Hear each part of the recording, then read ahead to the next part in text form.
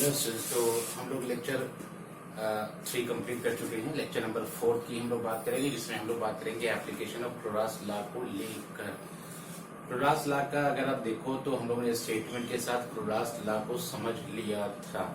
साथ ही साथ एक फर्स्ट एप्लीकेशन जो होता है कि how to find infinite molar conductance of weak electrolyte, ये हम लोगों ने देख लिया था। फिर भी अगेन हम लोग रीस्टार्ट करेंगे। जितने भी एप्लीकेशन हैं सारे एप्लीकेशन को 1 बाय 1 करके देखेंगे। इससे पहले कि हम लोग एप्लीकेशन स्टार्ट करें, एक छोटी सी बात आपको बता दें कि किस तरह से डिग्री ऑफ डिसोसिएशन डिपेंड करता है मोलर कंडक्टेंस पर, या मोलर कंडक्टेंस किस तरह से आप देखोगे रेस करेगा, किस तरह से इंक्रीज करेगा, किसकी हेल्प से, डिसोसिएशन की हेल्प से। मतलब एक तरह से हमें देखना क्या है, हमें देखना है रिलेशन किसमें, डिग्री ऑफ डिसोसिएशन का मोलर कंडक्टेंस के साथ, मोलर कंडक्टेंस के रेशियो के साथ क्या होता है। चलो एक बार ध्यान से देखते हैं। है कि यहाँ पर हमें यहाँ पे देखना है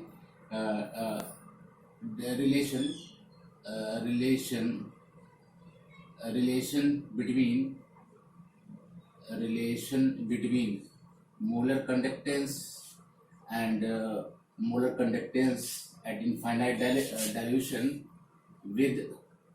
with degree of dissociation, ये हम लोगों को देखना है। ठीक है स्टूडेंट्स, तो चलिए इसकी बात कर लेते हैं। छोटा सा ही देखो है क्या, मान लीजिए एक बीकर है, मान लिया हम लोगों ने एक बीकर है। इस बीकर में हम लोगों ने क्या लिया, इस बीकर में हम लोगों ने क्या डाला है, इस बीकर में हम लोगों ने क्या डाल दिया, इलेक्ट्रोलाइट को स्टूडेंट डाल दिया है। जब हम लोग इलेक्ट्रोलाइट को डालेंगे तो इलेक्ट्रोलाइट के साथ क्या होता है, इलेक्ट्रोलाइट हो जाता है डिसोसिएट। इलेक्ट्रोलाइट क्या हो जाता है, इलेक्ट्रोलाइट हो जाता है डिसोसिएट हो जाएगा। जब भी डिसोसिएट होता है तो उस डिसोसिएशन को हम लोग अल्फा से डिनोट करते हैं, जनरली अल्फा से डिनोट किया जाता है। एक बार बताना, अगर डिग्री ऑफ डिसोसिएशन इंक्रीज करेगा, अगर डिग्री ऑफ डिसोसिएशन इंक्रीज करता है तो पहले हम लोगों ने डील कर लिया है कि डिग्री ऑफ डिसोसिएशन इंक्रीज करेगा तो जो मोलर कंडक्टेंस होगा, मतलब जो मोलर कंडक्टेंस होगा वो क्या होगा, वो भी इंक्रीज करेगा। मोलर कंडक्टेंस भी इंक्रीज करता है क्योंकि वो आयंस पे डिपेंड करेगा, ध्यान रखिएगा। मतलब हम क्यों ना इस बात को इस तरह से बोल दें कि जो मोलर कंडक्टेंस होता है डायरेक्टली प्रोपोर्शनल टू होता है किसके, अल्फा की। इस बात को ध्यान रखेंगे। क्लियर? तो जो मोलर कंडक्टेंस होगा एट गिवन कंसंट्रेशन, आप सी लगा सकते हो। सी का मीनिंग होगा कि एट गिवन कंसंट्रेशन पर मोलर कंडक्टेंस की वैल्यू क्या होती है, इंक्रीज करती है थ्रू डिग्री ऑफ डिसोसिएशन। जैसे जैसे डिग्री ऑफ डिसोसिएशन को हम लोग बढ़ाएंगे वैसे वैसे ये वैल्यू क्या होती है, इंक्रीज करती जाती है। अच्छा एक बात बताओ, अगर मैं लगातार इस बात को बढ़ा दूं तो लगातार इस वैल्यू को आप क्या कर सकते हो, इंक्रीज कर सकते हो। ठीक बात ना। अब एक बात बताओ, अगर मैं एट इनफाइनाइट डाइल्यूशन पे चला जाऊं, अगर मैं इनफाइनाइट डाइल्यूशन पर चला जाऊं, इनफाइनाइट डाइल्यूशन पे जाते हैं तो इस बात को ध्यान रखिएगा, इस कंडीशन पर जो डिग्री ऑफ डिसोसिएशन होता है, इस कंडीशन पर जो डिग्री ऑफ डिसोसिएशन होता है अल्फा, ये 100% ये माना जाता है, ये 100% डिसोसिएट कर जाता है। ध्यान रखेंगे इस बात को। एट इनफाइनाइट मोलर कंडीशन पर जब मैक्सिमम वैल्यू की आप बात करते हो कि ये मैक्सिमम वैल्यू को अप्रोच कर गया है, मतलब किस कंडीशन की बात हो रही है, C टेंडिंग टू 0, मतलब मैक्सिमम डायल्यूशन पे जा चुका है। मतलब डिग्री ऑफ डिसोसिएशन जो अल्फा होता है उसकी वैल्यू को आप क्या बोलोगे, 1 बोलोगे। ध्यान रखिएगा, ये इंपॉर्टेंट बात है। मतलब डायरेक्टली मैं बात बोल दे रहा हूं कि एट इनफाइनाइट डायल्यूशन पर डिग्री ऑफ डिसोसिएशन अल्फा की वैल्यू क्या मानी जाएगी, 1 मानी जाती है। ये माना जाता है कि एट दिस टाइम जो इलेक्ट्रोलाइट होता है वो 100% डिसोसिएट हो जाता है। ध्यान रखिएगा। अब अगेन एक बात, अगर मैं इसको इक्वेशन नंबर 1 मानूं, इसको इक्वेशन नंबर 2 मान लूं, तो मैं इसको इस तरह से अगर एक्सप्रेस कर दूं, इक्वेशन 1 डिवाइडेड बाय इक्वेशन 2, तो एक रिजल्ट हमारे सामने आ जाता है कौन सा, कि molar conductance at given concentration divided by molar conductance at infinite dilution is equal to alpha मिल जाता है। क्योंकि इसके लिए वैल्यू तो 1 मान ली थी, क्योंकि मैक्सिमम मतलब कहां पे, इनफाइनाइट कंडीशन पर है, तो ये डिनोमिनेटर वैल्यू 1 आ जाएगी, और ये तो इस तरह से एक रिलेशन निकल के आ जाता है। एक रिलेशन इस तरह से निकल के आ जाता है जो कि फर्दर हम लोग न्यूमेरिकल को सॉल्व करने के लिए हम लोग इसको यूज करते रहेंगे। ओके स्टूडेंट्स, तो ध्यान रखिएगा, एक छोटी सी बात थी, ये ध्यान रखिएगा, इसमें कुछ बहुत बड़ा कहानी नहीं है, एक छोटा सा फार्मूला है, एक छोटे से फार्मूले को ही हम लोग आगे यूज करते रहेंगे। ओके, तो चलिए हम लोग मूव कर जाते हैं कहां पर, क्रॉस लॉ के एप्लीकेशंस पर। ओके, ध्यान रखिएगा, चलिए मूव कर जाते हैं एप्लीकेशन ऑफ क्रॉस लॉ को। क्लियर स्टूडेंट्स, चलिए आइए देखते हैं। अगर कुछ ज्यादा टाइम वेस्ट किए तो लेक्चर नंबर 4, तो क्या क्या है यहाँ पे मैं लिख लेता हूं एप्लीकेशन। तो चलिए बात कर लेते हैं application of cross law. Application of cross law को मैं 1 बाय 1 करके डील करना शुरू करता हूं। तो सबसे पहला एप्लीकेशन क्या हम लोग डील करेंगे, first one we will start with find या फिर calculate, find infinite molar conductance, find infinite molar conductance of weak electrolyte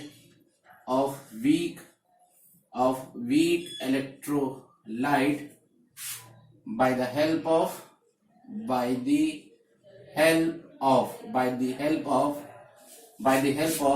infinite molar conductance of strong electrolyte। ये वाला एप्लीकेशन अगर आप देखोगे ना तो लास्ट लेक्चर में मैंने इसी को फिनिश किया हुआ है, लास्ट लेक्चर में मैंने इसी को ही फिनिश किया हुआ है विद ट्रिक के साथ में।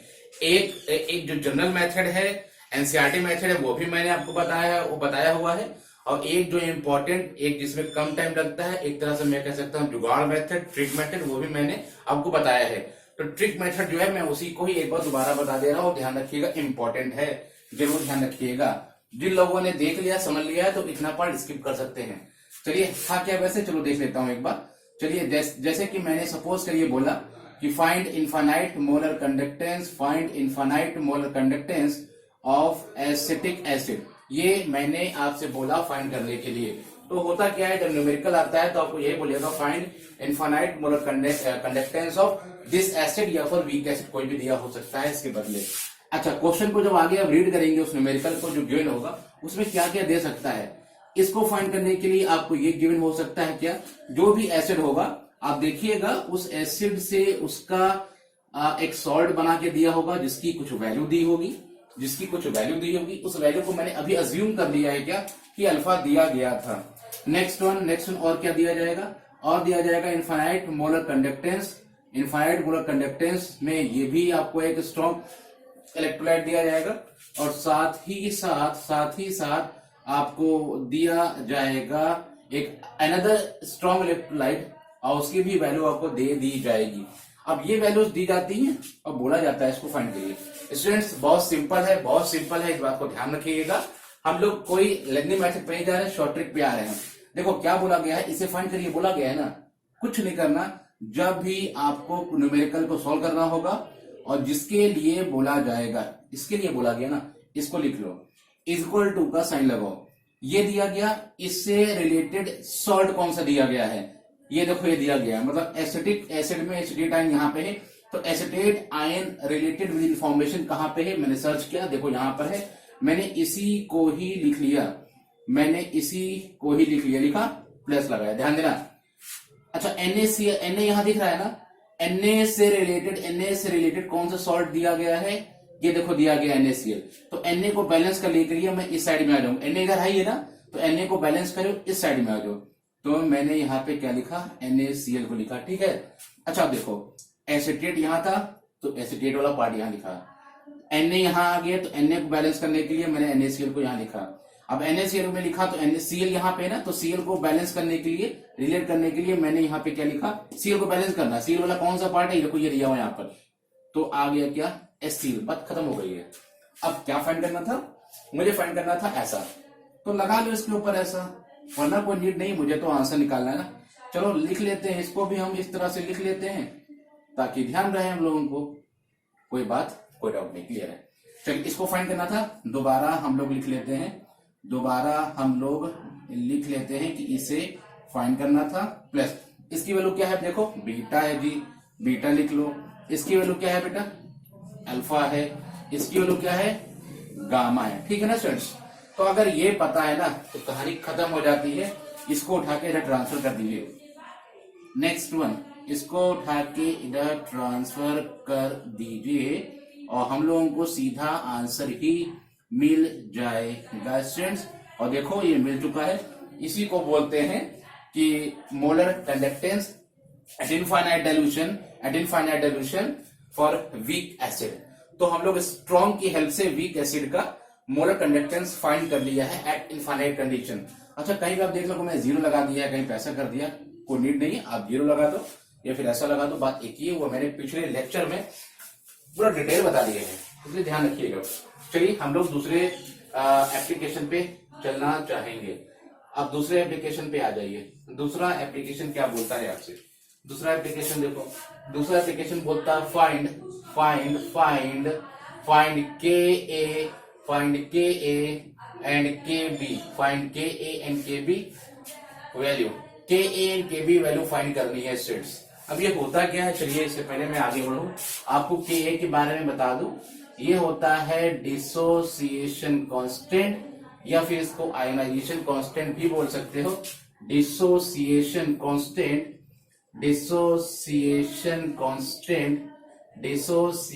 कांस्टेंट ऑफ एसिड बोला जाता है। ऐसे डिसोसिएशन कांस्टेंट ऑफ बेस के बी को बोला जाता है, याद रखिएगा।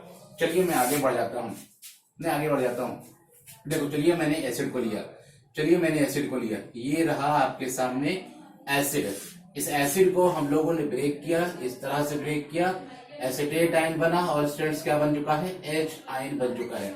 अब क्या करेंगे, के को फाइंड करने के लिए इक्विलिब्रियम आवली पढ़ के रखा होगा तो ज्यादा बेटर होगा। चलिए फिर, क्योंकि मैं एकदम डेप्थ एक्सप्लेनेशन में जा रहा हूँ, एकदम बेस पे नहीं जा रहा हूँ, क्योंकि इलेक्ट्रोकेमिस्ट्री का ये टॉपिक है। ये मान के चल रहा हूँ कि इक्विलिब्रियम थोड़ा बहुत आता होगा, बट फिर भी मैं हेल्प कर दूंगा आपकी। यहाँ पे क्या है, स्टार्टिंग टाइम पे जीरो बना होगा ना, ऑब्वियस सी बात है यार। जब टी टाइम जीरो पे रहा होगा तो ये रहा होगा ना बीकर में, ये तो रहा नहीं होगा, तो जीरो जीरो।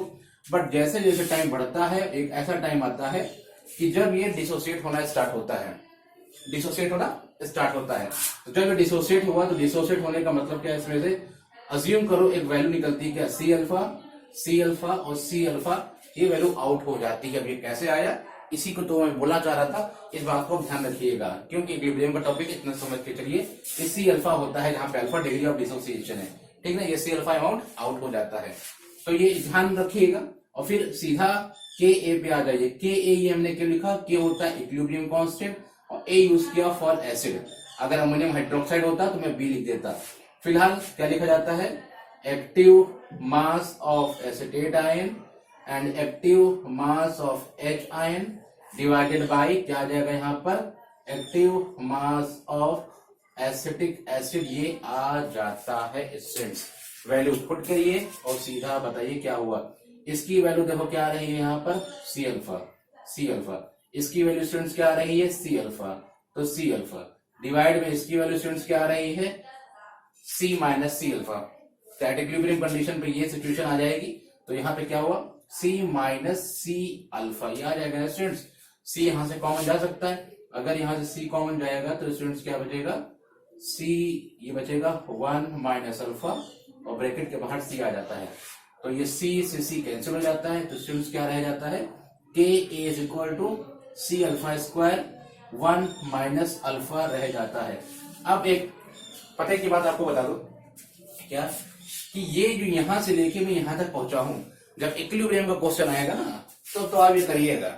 इलेक्ट्रोकेमिस्ट्री का क्वेश्चन आता है जहां के बोलता है फाइंड करिए, तो ये लिख के अगर आप ये लिख सकते हो तो ओके, सीधे यहाँ पे हिट करना, ये इतना नीड नहीं करने की, ठीक है ना। मैं आपको फिलहाल न्यूमेरिकल अप्रोच बता रहा हूं, इसलिए मैंने ऐसा कर दिया। आप सीधे यहां से यहां तक पहुंचोगे डायरेक्टली। तो के ए में क्या क्या पता हो, क्योंकि हमको क्या बोलेगा, फाइंड के ए एंड के बी वैल्यू, तो मैं के ए को अप्रोच कर रहा हूं, तो के ए सामने मेरे है। अब आ जाओ, कंसंट्रेशन उस न्यूमेरिकल में दे दिया जाएगा, क्लियर स्टूडेंट्स। अब आ जाओ अल्फा कैसे फाइंड किया जाए स्टूडेंट, अल्फा कैसे फाइंड किया जाए। तो अल्फा फाइंड करने के लिए हम लोगों को चलना पड़ेगा और देखना पड़ेगा अल्फा कैसे फाइंड कर सकते हैं। तो अल्फा फाइंड करने के लिए जैसे कि अभी मैंने जब वीडियो स्टार्ट किया था तो जिस टॉपिक को मैंने बताया वहां पे मैंने आपको क्या बताया, अल्फा। तो अल्फा वहां पे आप समझ चुके हो, अल्फा वहां आप समझ चुके हो। मैंने अल्फा के बारे में बता दिया था, जो कि क्या था कि अल्फा जो डिपेंड कर रहा था वो डिपेंड कर रहा था molar conductance at given concentration and molar conductance at infinite dilution. ये अल्फा इस पे डिपेंड करता है, ठीक है ना, ये मैंने बता दिया था आपको। चलिए अब आगे बढ़ जाइए, ध्यान देना। ये इसके बारे में आपको बता दूं कि अगर अल्फा पता करना तो ये तो पता होना चाहिए ना, तभी तो अल्फा पता होगा, वरना अगर ये पता होगा डायरेक्टली यहाँ आप अप्रोच कर जाओगे, ध्यान रखिएगा। तो चलिए मैं बात कर लेता हूं इसके बारे में। Molar conductance at given concentration का फॉर्मूला क्या होगा? ये फॉर्मूला क्या था? ये फॉर्मूला था के kappa into 1000 divided by C. ये फॉर्मूला होता है molar conductance at given concentration. जो भी कंसंट्रेशन दिया होगा उस वैल्यू को रख के मैं सीधा मोलर कंडक्टेंस को फाइंड कर सकता हूं। एक कप्पा होता है फॉर इलेक्ट्रोलाइट। ये मैंने सारी इंफॉर्मेशन आपको बता के रखी हुई है स्टूडेंट्स। एक बात थोड़ा ध्यान रखिएगा, यहाँ पे जो मोलर कंडक्टेंस आता है वो सेंटीमीटर में चलता है, ध्यान रखिएगा। ये सेंटीमीटर क्यूब को एक्सप्रेस कर रहा होता है, ठीक है, ध्यान रखिएगा जरूर, ध्यान रखिएगा जरूर। चलिए मैं आगे बढ़ता हूं। अब क्या स्टूडेंट्स, ये अगर पता मीन ये पता, क्या ये पता? हाँ, ये पता कैसे? ये आप जो न्यूमेरिकल पढ़िएगा तो न्यूमेरिकल में इसको भी दे दिया जाता है। अब कहोगे ये कैसे दिया जाएगा? देखो ऐसे दिया जाता है, एट इनफाइनाइट डाइल्यूशन ये दिया जाता है, ये दिया जाता है। ये क्या होता है? सम ऑफ आयंस होता है, sum of ions of any electrolyte of any electrolyte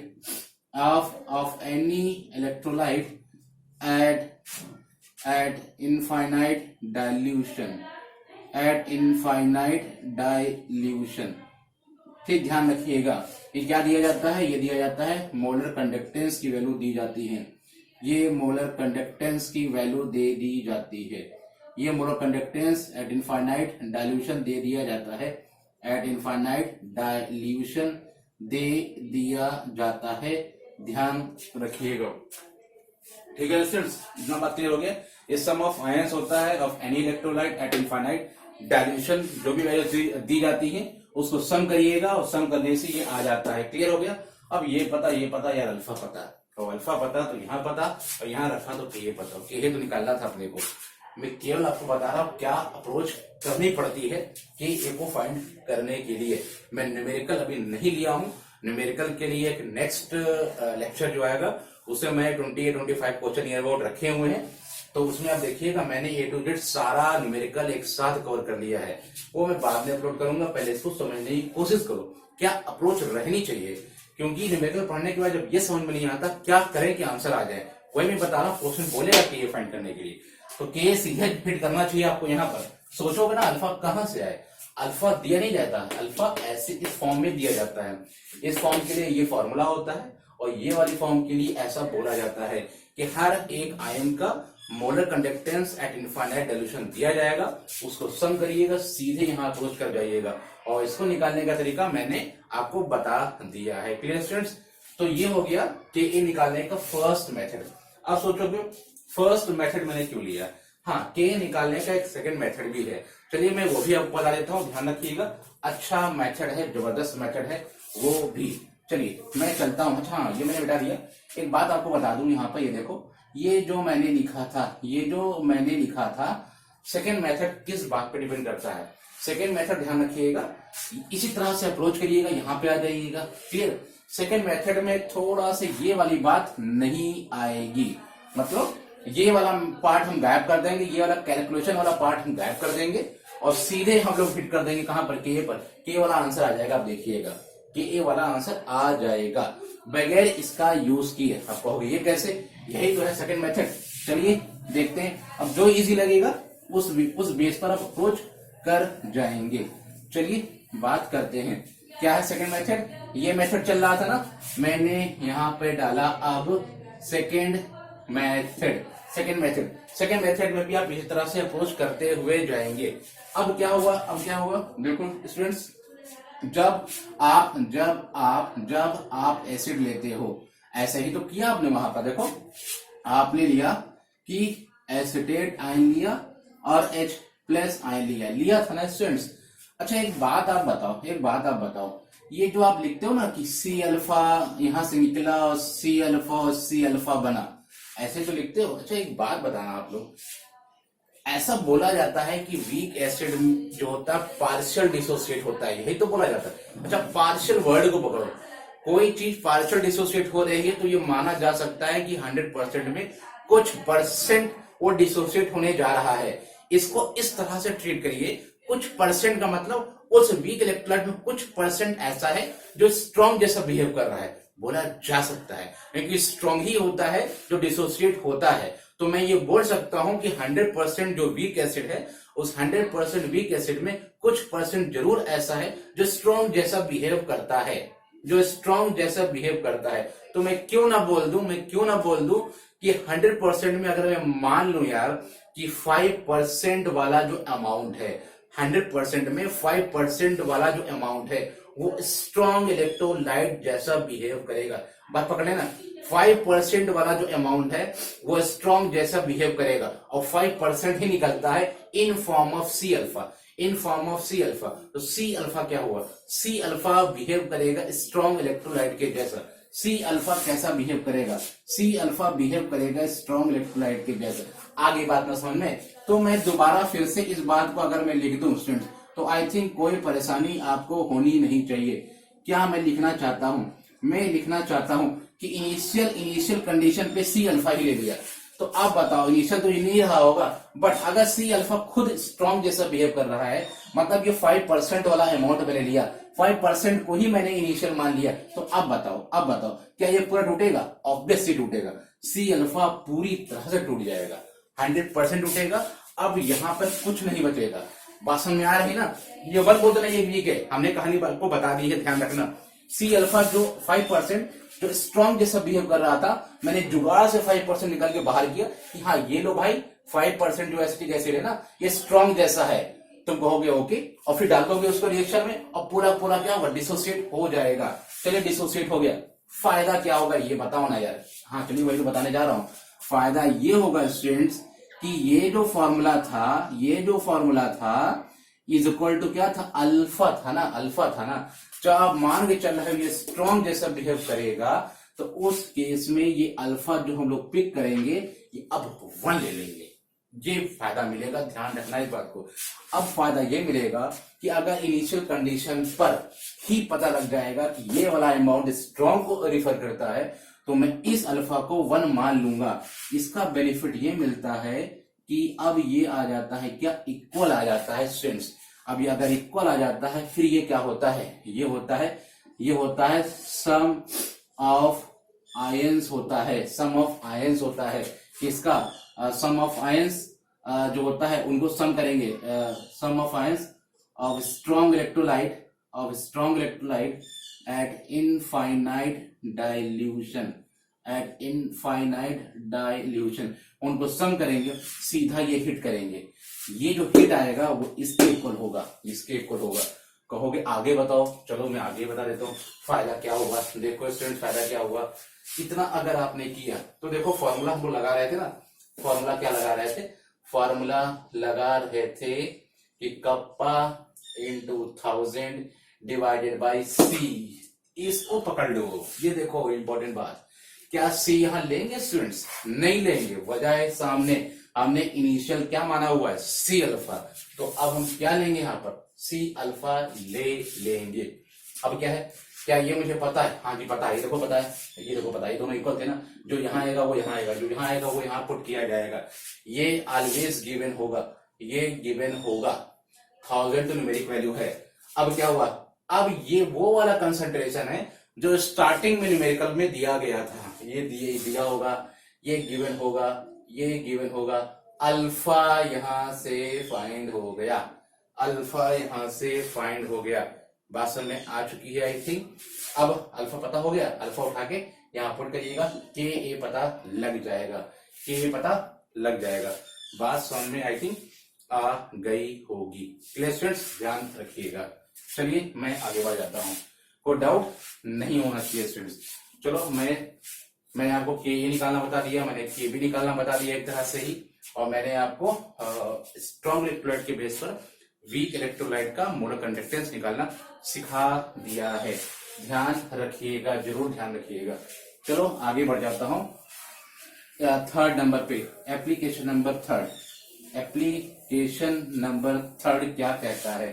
application number third ये मुझे बताता है कि फाइंड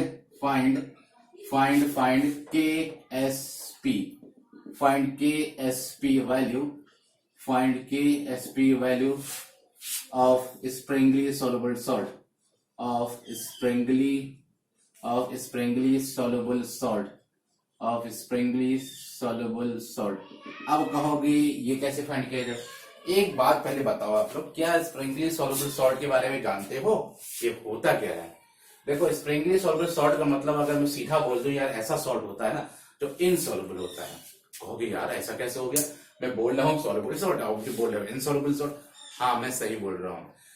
ये ऐसा सॉल्ट होता है जो बहुत ही कम अमाउंट में डिसोसिएट होता है। इस बात को ध्यान रखिएगा। मतलब अज्यूम कर लो कुछ ऐसा कि एक गिलास ऑफ वाटर ले लो, उस गिलास ऑफ वाटर में जो आपने इस स्प्रिंगली सॉल्युबल सॉल्ट को डाला, तो उसमें आयन जब ढूंढने जाओगे ना तो जम्मू एंड कश्मीर श्रीलंका तक जाना पड़ेगा। इतना डिस्टेंस के बाद आयन मिलेंगे, ये डिस्टेंस के बाद आयन मिलेंगे, मतलब बहुत दूर दूर आयन्स होंगे, एक वहां पे तो एक वहां पे, बहुत गैप होगा दोनों के बीच। ठीक है ना? क्यों? क्योंकि मैं बोल क्या रहा हूँ, वाटर तो भाई ज्यादा है ही है, बट उसमें जो आयन्स पड़े हुए हैं बहुत ही कम अमाउंट में है। जब कम अमाउंट में है तो खुद गेस करो एक बात को लेके, क्या गेस करो कि जब आयन्स ही कम है, दो आयन्स के बीच में लगने वाला अट्रैक्शन क्या होगा? नेग्लिजिबल होगा। और अगर नेग्लिजिबल पाया गया तो स्टूडेंट्स वही कंडीशन है कि जो इनफाइनाइट कंडीशन पे होता है। क्या? जब इनफाइनाइट कंडीशन को आप जाते हो तो वहां पर भी दो आयन्स के बीच का जो अट्रैक्शन होता है वो डिसअपेयर होता है। एट इनफाइनाइट डाइल्यूशन पर भी यही होता है कि दो आयन्स के बीच का अट्रैक्शन क्या होता है? डिसअपेयर हो जाता है, नेग्लिजिबल हो जाता है। और उस कंडीशन पे ये भी माना जाता था, पिछले लेक्चर की बात कर रहा हूं, कि डिग्री ऑफ डिसोसिएशन वहां पर क्या होगा?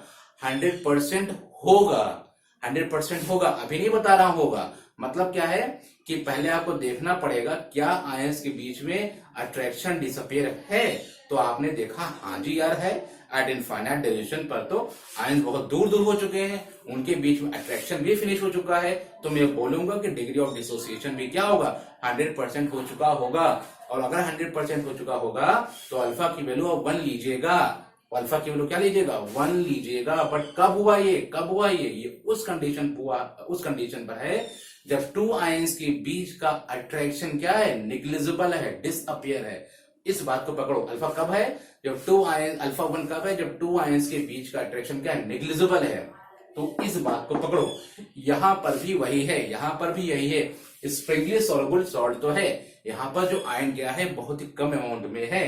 तो दो आयंस के बीच का जो अट्रैक्टिव फोर्सेस हैं वो निग्लिजिबल हैं, डिसअपियर हैं। और अगर डिसअपियर होगा, इस बात को याद रख लो न्यूमेरिकल लगाने के लिए, क्या कि ऐसा होता है जहां पर स्प्रिंगली सॉल्युबल सॉल्ट होता है, जहां पर उनमें इस कंडीशन में अल्फा को 1 मान लेना, अल्फा को 1 मान के काम करना। और अल्फा को मान के काम करोगे तो जिंदगी क्या रहेगी? खुश रहोगे, परेशान नहीं रहोगे, ये फायदा मिलेगा, ये ध्यान रखना।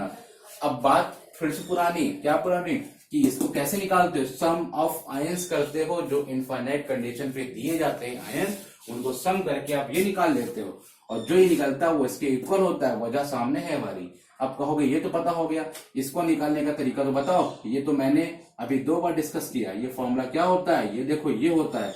यहां मामला फंस गया। यहां क्या लिख दूं मैं? ये बताने जा रहा हूं कि यहाँ क्या लिखा जाएगा। इस बात को पकड़ो, ठीक है ना? चलिए फिर से वापस आते हैं। क्या निकालना था? केएसपी निकालना था। चलो केएसपी निकालने का तरीका है, कहा जा रहा है केएसपी निकालने का तरीका क्या है? देखो स्टूडेंट्स, केएसपी निकालने का तरीका, चलो मैंने एक स्प्रिंगली सॉल्युबल सॉल्ट लिया, कौन सा? AgCl लिया, और ये कैसा ब्रेक होता है? Ag+ और Cl- आयन में। अच्छा, जब ये वाटर में जाता है तो मैंने क्या बोला? बहुत ही कम अमाउंट में सॉल्युबल होता है। चलो, ये जब ये गया सॉल्व होने के लिए बहुत ही कम अमाउंट में सॉल्युबल होगा, तो चलिए इसकी सॉल्युबिलिटी जो भी होगी, ये ध्यान रखिएगा, ये मोल पर लीटर होता है, ये मोल पर लीटर होता है। मैंने ये मान लिया यार कि ये आयन गया, बहुत ही कम अमाउंट में ये आयन उसके अंदर सॉल्युबल है, तो इसकी सॉल्युबिलिटी को मैंने एस से एक्सप्रेस कर दिया होगा, इसकी सॉल्युबिलिटी को भी मैंने एस से एक्सप्रेस कर दिया होगा। अगर ऐसा होगा स्टूडेंट्स, तो ध्यान रखना KSP जो लिखा जाता है, इन दोनों आयंस को यूज कर लो, कुछ इस तरह से लिखा जाता है, कुछ इस तरह से लिखा जाता है। यहाँ क्या आया, S इंटू एस मतलब एच स्क्वायर बन जाता है। मतलब क्या हुआ, S की वैल्यू फाइंड करिएगा, S की वैल्यू फाइंड करिएगा, और क्या आ जाएगा, KSP आ जाएगा। KSP कब आएगा, जब SS की वैल्यू आएगी। तो यहाँ पे क्या पुट कर दोगे, S पुट कर दीजिएगा। ये S ये वो चीज है जो आयंस की सॉल्युबिलिटी को एक्सप्रेस करती है।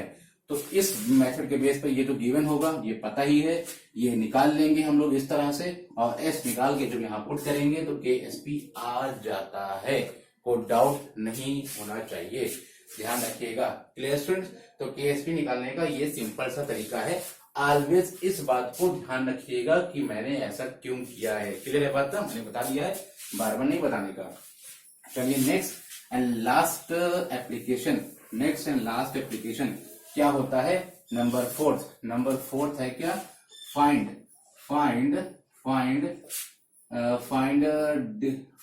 KW, find dissociation constant of water. इसको क्या बोलते हैं, इसको बोलते हैं डिसोसिएशन, इसको बोलते हैं डिसोसिएशन कांस्टेंट ऑफ वाटर बोलते हैं। बात समझ आ गई ना। इसमें भी दो तरीके हैं, चलिए फर्स्ट वन को हम लोग देखना चाहेंगे, फर्स्ट मेथड को देखना चाहेंगे। सेकेंड मेथड भी आप जानते हो, और भाई बताया नहीं कैसे जानते हो, अरे भाई बता दिया है, अभी बताने जा रहा हूं बस इसको। वाटर को लेके देखो, वाटर को लिया, वाटर जब लेते हो तो ये डिसोसिएट हो जाता है, किसमें डिसोसिएट हो जाता है, H प्लस OH माइनस में डिसोसिएट हो जाता है। आगे की बात करिए, होता क्या है, जब कंसंट्रेशन C लेते हो तो इनिशियल टाइम पे भाई 0 होता है। आगे की कहानी बताओ, फिर वही कहानी C अल्फा और C अल्फा होता है, ठीक है ना। तो KW dissociation constant of water, क्या लिखते हो, active mass this one divided by this one solvent. तो देखो मैंने लिखा H प्लस OH माइनस, अब डिवाइड में कहोगे वाटर आएगा, डिवाइड में कहो वाटर आएगा। अब कहोगे यहाँ क्यों डिवाइड में AgCl लिखा था, डिवाइड में AgCl जो आता है वो सॉलिड फॉर्म में आता है, और सॉलिड फॉर्म के लिए जो वैल्यू आता है वो 1 लिया जाता है, ध्यान रखिएगा। यहाँ पर भी सॉल्वेंट वाटर है, कंसंट्रेशन फिक्स रहता है, C का वैल्यू कितना होता है वाटर में, 55.55, ये तो पता होगा ना, मोल कंसेप्ट पढ़ा होगा। ये दिया नहीं जाता है यार, जो वाटर होता है ना, वाटर कंसंट्रेशन ये माना जाता है 55.55 मोल पर लीटर। इसके पीछे की कहानी की वैल्यू क्यों आ जाती है कहीं बता दूंगा, बट अभी याद कर लो, ये दिया जाए या ना दिया जाए, कंसंट्रेशन ऑफ वाटर क्या लिया जाएगा, 55.55 मोल पर लीटर। चलो फिलहाल यहाँ पे ऐसा हुआ, कंसंट्रेशन ये कांस्टेंट, ये फिक्स रहता है, इसलिए इसकी भी वैल्यू क्या मानी जाती है, फिक्स 1 मानी जाती है। आगे की कहानी बताओ, आगे कहानी ये है कि इसकी वैल्यू क्या रखा मैंने, C अल्फा, इसकी भी वैल्यू मैंने क्या रखा, C अल्फा, तो क्या बन गया, C अल्फा का स्क्वायर। तो KW इस तरह से पता हो जाता है। अब कहोगे CR दिया हो जाता है, C दिया होता है, नहीं दिया होता है तो ये वैल्यू होती है, अच्छा दिया नहीं होता तो ये वैल्यू होती है, मैंने ये बोला ना यार, एक बात ध्यान रखना, ये दिया नहीं जाएगा वाटर के लिए, यहाँ दिया नहीं जाएगा, 55.55 ही पुट करिएगा, ठीक है ना।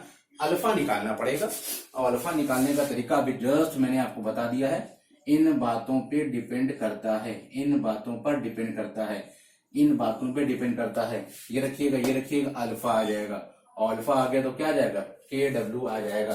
क्लियर है ना स्टूडेंट्स, क्लियर है ना। अब ये मैंने बता दिया, ये किस बात पर डिपेंड करता है, ये डिपेंड करता है, ये डिपेंड करता है, ये डिपेंड करता है किस पर, ये डिपेंड करता है इस वाले फॉर्मूले पर डिपेंड करता है, इस वाले फॉर्मूले पे डिपेंड करता है। बात पकड़ो एक बात क्या, कि यहाँ पर डिनोमिनेटर में C लिखा है ना, क्योंकि इनिशियल कंडीशन में मैंने क्या माना हुआ है, इनिशियल कंडीशन में मैंने C माना हुआ है, इनिशियल कंडीशन में मैंने C माना हुआ है, तो आप C मानिएगा, यहाँ पे देखना पड़ेगा क्या माना हुआ है। इस वाले केस में मैंने डिनोमिनेटर में एस लिया था, उस केस में ध्यान रखना पड़ता है कि जो डिसॉल्व होता है उसका कंसेंट्रेशन लिया जाता है। कब? जब KSP की बात करते हो तो KSP में S लिया जाता है, क्योंकि S का मतलब होता है वो आयन जो वाटर में अभी डिसॉल्व हुआ है, वो कंसेंट्रेशन को डिफाइन करता है। इस बात को पकड़े रहिएगा। जबकि यहाँ पे क्या लिया जाता है, यहाँ पे इनिशियल कंसेंट्रेशन लिया जाता है।